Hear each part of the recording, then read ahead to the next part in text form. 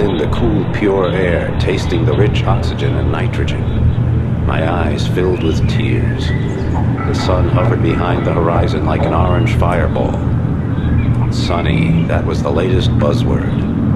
It was talked about now with every breath, and suddenly I knew what it really meant. I stretched out my hand to feel the warmth, to touch its face. Then the timer squealed and a voice roared in my ear. Simulation room S23, your time is up.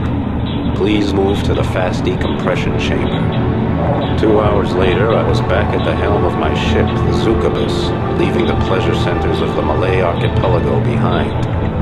The nano-fabric of my pilot's seat massaged my body as I accelerated on full dipole drive, spearing into the black heart of the lifeless ocean like a nightmare shattering a dream. But the oceans were no longer as dead as they seemed.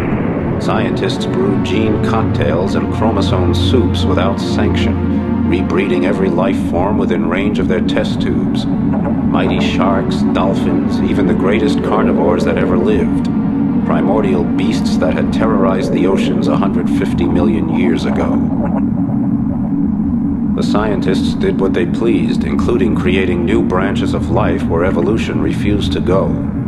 They earned so many credits with their tinkering that even the most powerful computers struggled to keep up with the total. But behind the glittering facade of tungsten, titanium, and niobium, the calcareous whole of human existence was crumbling. The frequency of mass disasters increased dramatically. Amok runners, psychotics, high-tech slave drivers, gene adulterators, and slick techno dealers prowled everywhere, plunging habitats and dwellings into chaos. My name is Emerald Dead Eye Flint. I'm tracking down the remaining Bions scattered throughout the oceans. Each one a potent germ posing danger to the world of Aqua. I carry out the Bion mission with my 4 wing pilots, Desgrange, Piccolini, Harper, and Bonham, and my onboard computer, Sally. My clients are international, representing every government.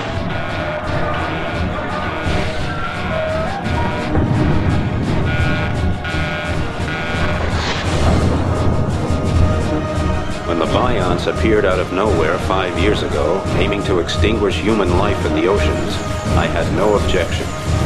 On the other hand, it didn't hurt my cash box any to give humanity a short reprieve, so I went for the credits. But during the destruction of the Bion stronghold off Australia, called the Survion, my friend Hong Long sacrificed her own life so I could place the final explosive charge. Now I don't sleep too easy. And I won't until every last remnant of the Bion threat has been eliminated. My last job was in Neopolis, the capital of the Atlantic Federation. Neopolis, home to the eccentric techno-bourgeois, a genetically zapped and nano-tuned group wasting their senseless lives trying to establish the optimal political system in Aqua. All the while, Neopolis sinks deeper and deeper into a slick of pseudo-democracy, racism, techno-devotion, and corruption. Now the new line, who call themselves Democrats, are making the capital ungovernable, leading only to endless discussions, bureaucratic acrobatics, and a weakened city with a leaderless army.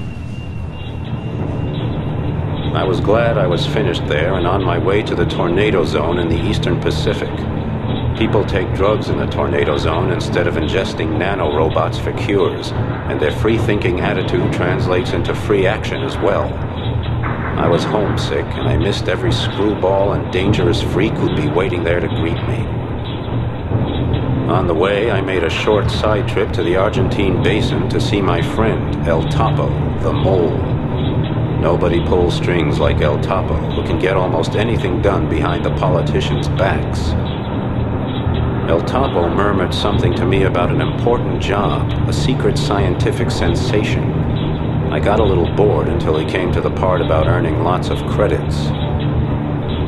So I went to Magellan and spent a few hard hours at Mariner's Pride, a rotten workers' dive, where I downed mid-brain assassins with a few old friends. Just as the world turned into the carousel I was hoping to ride, I caught sight of some jerk clearing off with the Zuka bus. I had never thought about that happening. Someone just stealing my ship out from under my nose. But there it went. Suddenly I was back to square one again in my old stomping ground. Broke, exhausted, and listing heavily.